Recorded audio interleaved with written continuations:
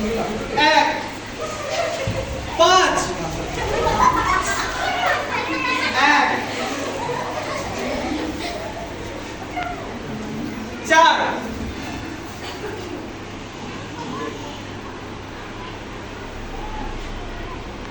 এবারে সব শুনে বলো, চোখের কথা ভেবে বলো, শুধু শোনো স্ট্যাচু থেকে। এবারে যখন আমি চার বলবো, যেখানে তুমি স্ট্যাচু হয়ে দাঁড়াচ্ছ, যে পজিশনেই হোক না কেন, যে কোনো জায়গায় হতে পারে, সেইখানে দাঁড়িয়ে কিছু একটা ফিগার তৈরি করতে হবে। ঠিক আছে? কোনো একটা শরীরের অঙ্গভঙ্গি করতে হবে যেটা দেখে মনে হবে তুমি কোনো একটা কাজ করছো।